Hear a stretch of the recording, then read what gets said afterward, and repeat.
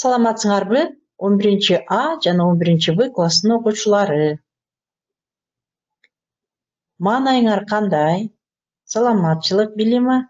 Сабак баштардан мурун ким бар, ким жок экенин белгилеп кетели. Плюс коюп кетебиз балдар. 1-2 секунд. Так, жакшы, Салима. Бат-баттан коебуз ким бар, ким жок экенин. Богдан. Очень рада. Дагы.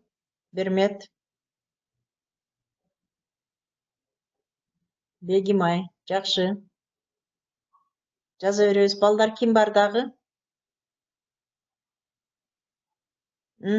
Булат бар экен, жакшы. Азаматсыңар.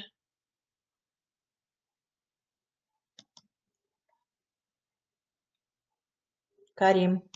Жакшы. Дагы ким бар балдар?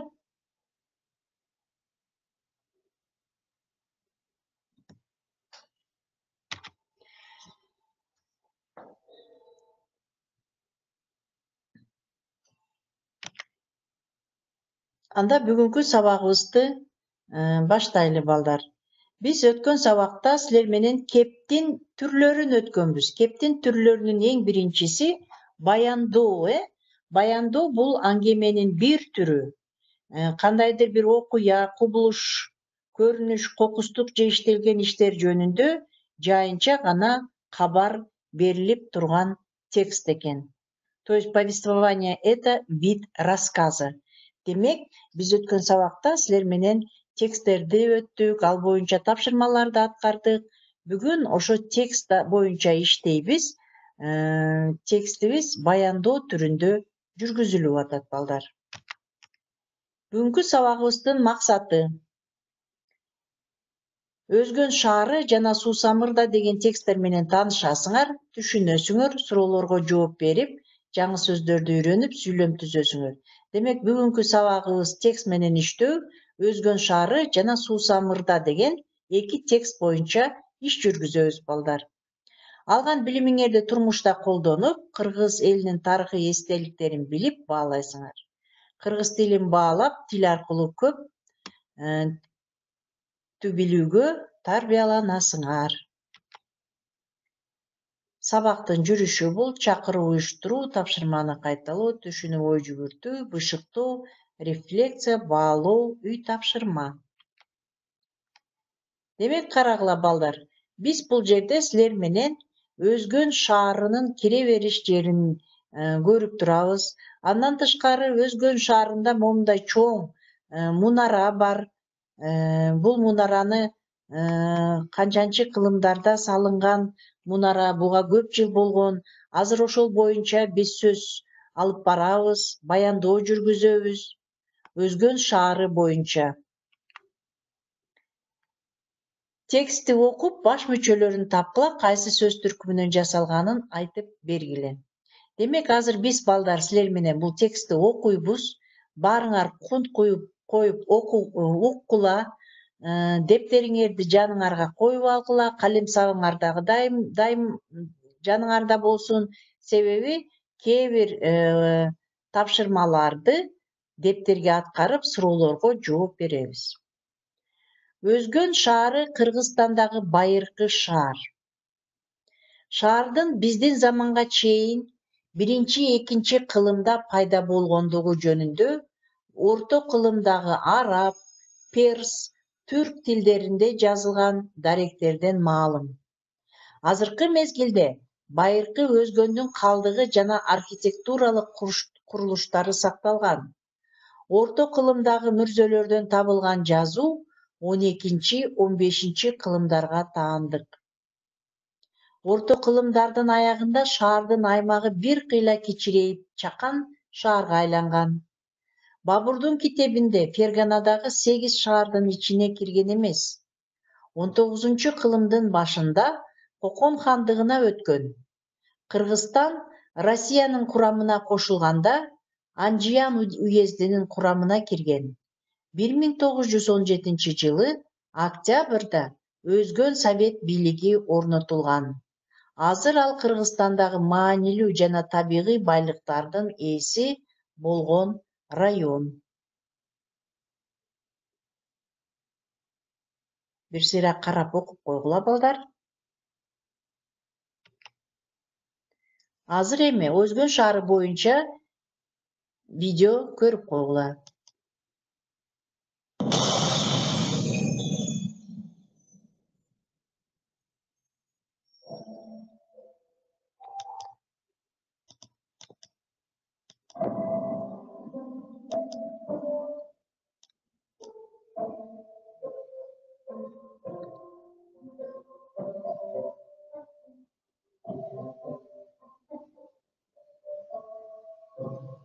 Өзгөн архитектуралык комплекси 11-12 кылымдарда курулган мунара.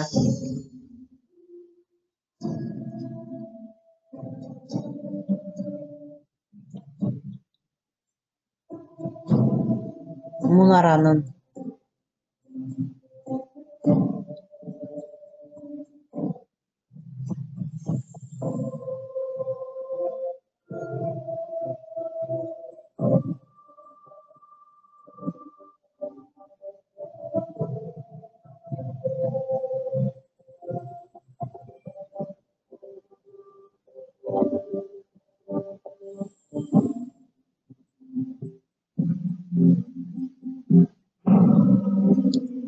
комплекс орто түндүк түштүк күмбөздөрдөн турат. Орто күмбөз 11-кылымда курулган.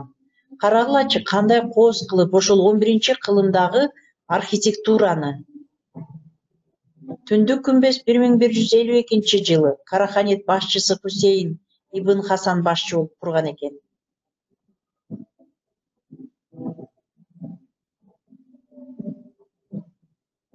Түштүк күмбөз 1187-жылы курулган.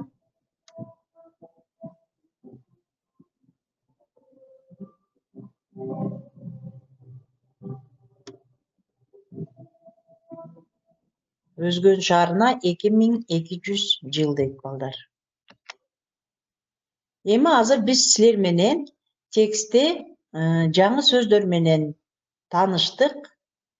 Дарек, сведения, известие, таандык, принадлежит, чакан, малый, кыйла, несколько, курам, состав, карамагы, подчиненность, орнотулган, установлен, маанилүү, важный, табигый байлыктар, природные богатства.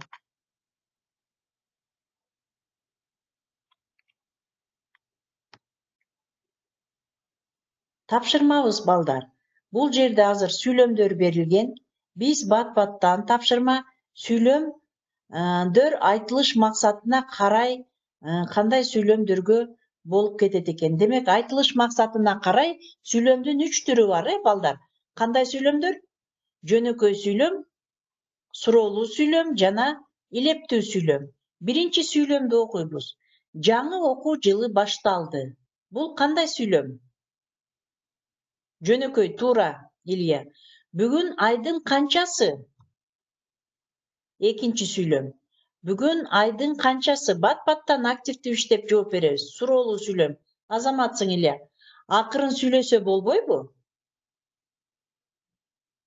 Суроолуу, туура, Билима. Өзүң түзгөн режимди бузган жоксуңбу? Азамат. Суроолуу. Барып айт, бири да кетпесин, тапшырманын баары аткарылсын. Бул кандай сүйлөм? Бешинчи сүйлөм балдар. Жөнөкөй, туура. Тур, күрөш, сени менен учурашалы деп келишиптир. Жөнөкөй. Асманда булуттар көчө баштады. Жөнөкөй. Жакшы, Илья. Илья менен Бермет, Билима үчөө иштеп атат. Калгандарыңар эмне иштебей атасыңар? Активдүү иштейбиз.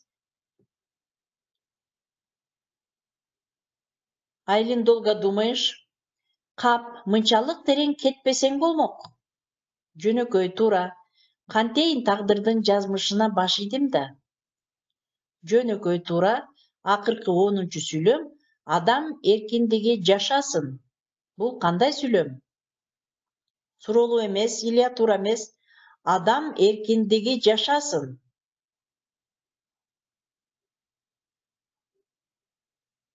Кандай? Илептүү Ильяс. Ой, Айдин, туура. Илептүү Элдиана Азамат. Жакшы, Элдиана сабакка кошулуп тур. Эң сонун жакшы. Кийинки тапшырмага өтөбүз анда. Кийинки тапшырмабыз мына биз силер менен биринчи өзгөн деген текстти өттүк эле.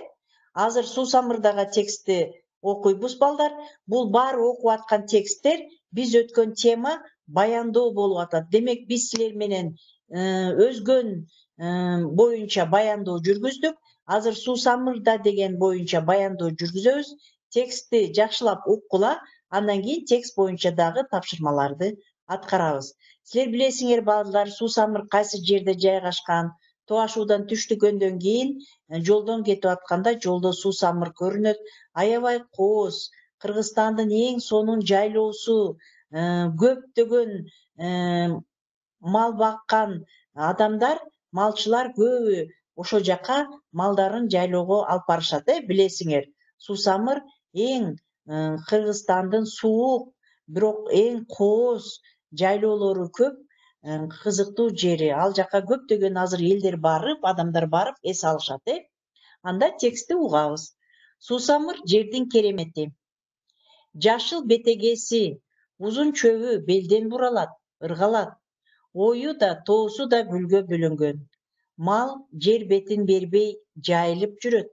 Алардын артында койчулар да, жылкычылар да, уйчулар да жүрөт. Мына карагылачы, эң сонун Суусамырдын жерлери. Мына могу жерде жылкылар эс алып жүрөт, Чокудагы арчаларда чымчыктардын, уларлардын, кекиликтердин сайраган жагымдуу үндөрү угулат. Эмнегедир тоонун тентек суусу күрүлдөйт, шаркырайт, чачырайт. Мына карагыла.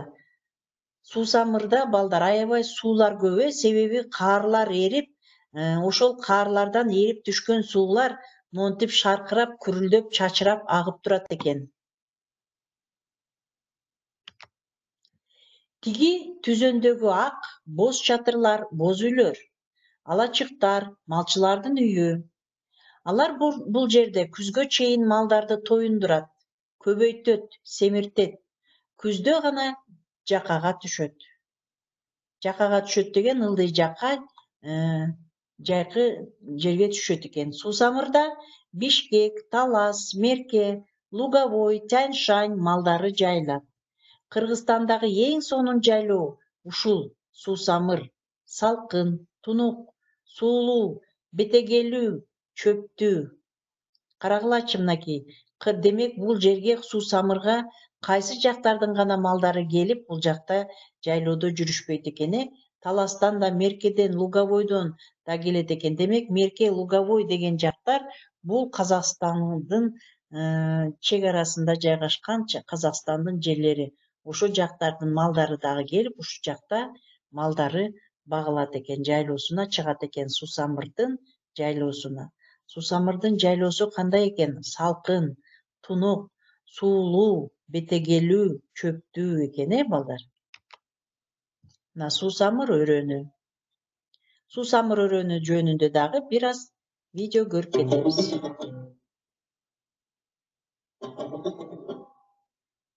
Мына карагылачы, кандай сонун жылкылар, кулундары менен. Бул жылкычылар баары.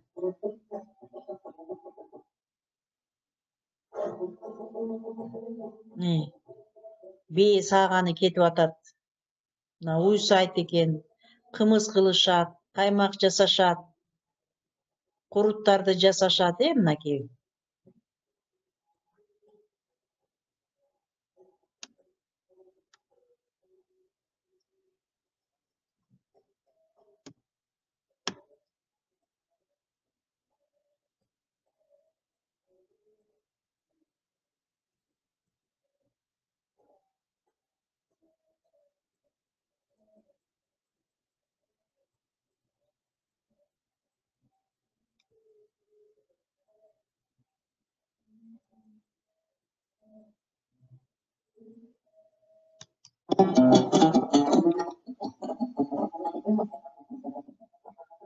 Карагылачы мынакей.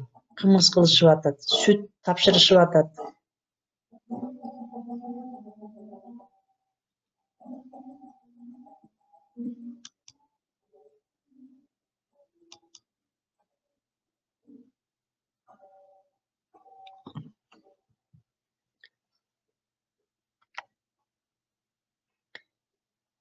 Аябай сонун туура Элжана. Эми балдар айткылачы, кимиңер суусамырды көргөнсүңөр? Ким суусамырды көргөн? Плюс кылып кеткилечи мага белгиленип. Ага чейин билима көрбөптүр. Ким көргөн балдар? Суусамырды. Азамат болуптур, жакшы Азамат. Демек Азамат, сен суусамырдын кооздугун, суусамырдагы эң сонун жерлерди билет экенсиң. Анда балдар эми берилген жаңы сөздөр менен сүйлөм түзөсүң. Могу сүрөттөрдө мына суусамырдын жайлоолору, шаркыраган суулары турат, Керемет деген сөз экен. Чуда, кооз, суусамыр жердин керемети. Бул биздин текстибизде бар эле сөз эле, сүйлөм дагы ушул бар эле. Кийинки сүйлөмүбүз тентек суу, бурное течение. Тоонун тентек суусу шарылдайт. Мына бул жерде тентек сууларды көрсөтүп турат, бурное течение. Всегда здесь всегда бурное течение течет, ребята. Кийинки тапшырмабыз көнүгүү боюнча иштейбиз, сүйлөмдөрдү толуктайбыз.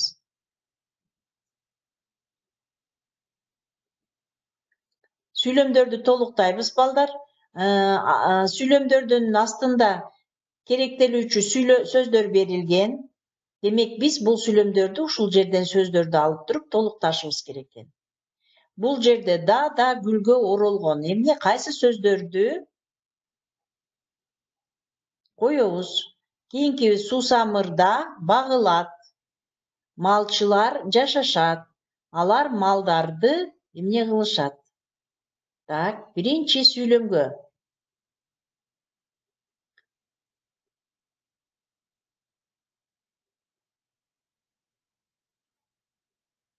Так, биринчи сүйлөмгө кайсы сөздөрдү коебуз балдар? Что такое семиртет? Билима, билбейсиңби? Это когда кормят животных, и они какие все? Упитанные. То есть семиртет упитанные. Поняла? Животные. Они, когда в Сусамыре находятся, у них там трава хорошая, воздух хороший, поэтому оттуда летом, когда все лето они там пробывают, животные, жылкылар, уйлар, они возвращаются койлор, упитанными. То есть кыргызча семиз кайтышат. Так, биринчи сүйлөмдү. Боз үйлөрдө да, алачыктарда да гүлгө оролгон. Мынакей, боз үйлөр да, алачыктар да гүлгө оролгон. Бул сөздү коет экенбиз. Суусамырда койлор, жылкылар, уйлар багылат. Азамат Темирбеков. Малчылар кайсы жерде жашашат? Малчылар. Демек биринчи сүйлөмгө биз туура эмес ою да, тоосу да гүлгө оролгон болот. Биринчи сүйлөмдө малчылар боз үйлөрдө, алачыктарда да жашашат. Туура, Азамат. Алар малдарды семиртет, тоюндурат, көбөйтөт. Туура, Бермет, Азаматсың. Кечиресиңер. Боз үй. Кийинки тапшырмага өтөбүз балдар.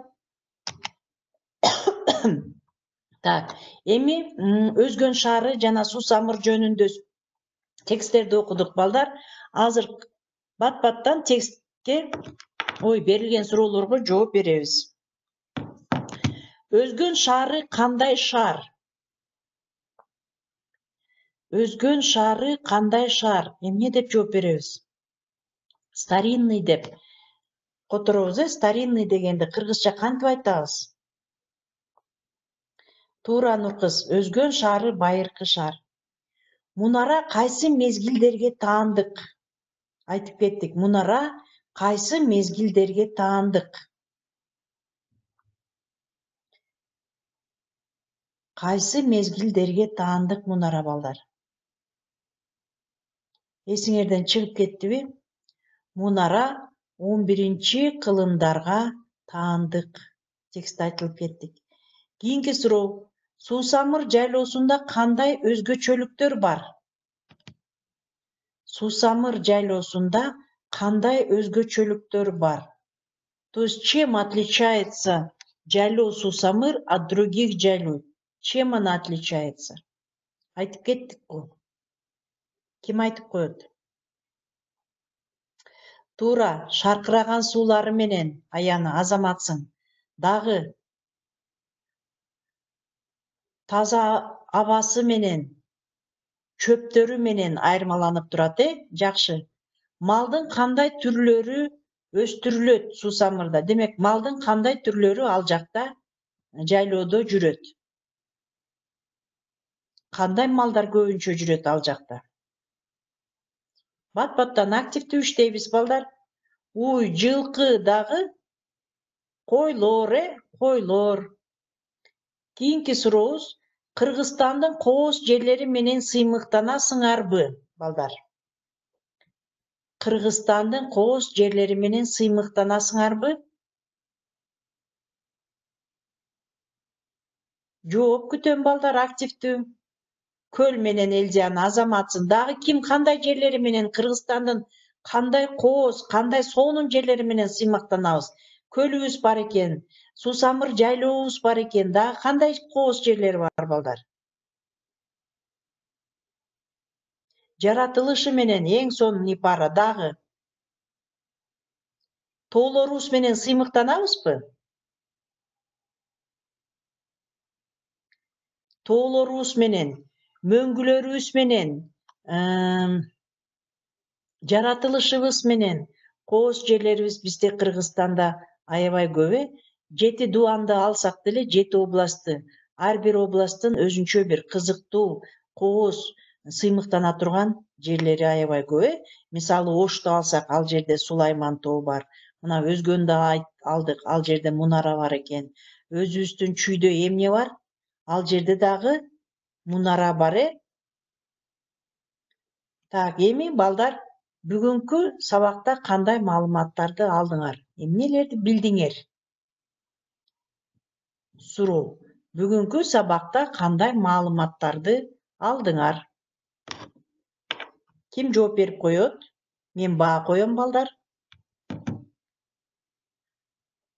Отлично, Билима. Надо обязательно съездить. Демек, бүгүнкү сабакта Элдиана кандай маалыматты алдык? Ким жооп берет? Элдиана, Аяна, Билима. Эмнени билдик сабакта? Ким жооп берет, балдар? Илья, жооп беребиз, активдүү иштейбиз. Эмне жөнүндө билдик бүгүн? Өзгөн жөнүндө билдик. Дагы Өзгөн шаары жана Суусамыр жөнүндө көп маалыматтарды алдык, Суусамыр жөнүндө жакшы. Демек, Өзгөн шаары жөнүндө эмне маалыматтарды алдык? Ал байыркы шаар экенин, ал жердеги мунара 11-кылымдарга таандык экен, ошол мезгилде курулган экен. Суусамыр жөнүндө билдик. Суусамыр Кыргызстандын эң кооз жери. Ал жерге башка Казакстандан дагы, Кыргызстандан дагы, Бишкектен дагы малчылар келип, өзүнүн Диана Азаматсын малдарын ошол жерде багышат экен. Жакшы. Үйгө тапшырма, балдар. Бул тапшырманы көчүрүп жазып алгыла. Андан тышкары мен азыр Я класстан да тапшырма жөнөтөм. Бүгүн сөзсүз жөнөтөм, балдар, Я класстан тапшырманы. Аны аткарасыңар. Бүгүнкү сабакта активдүү иштеген үчүн бааларды коюп кетейин. Билима Азаматсың 5, Бермет Темирбаева 5, Аяна 5, Илья 5, Элдиана активдүү иштеди 5, Нуркыз бүгүн бир эле суроого жооп берип калды 4. Дагы кимди калтырып койдум? Ипара 5 иштеди. Азаматсың, Билима. Жакшы. Азамат, тапшырманы жазып алгыла. Диана бир суроо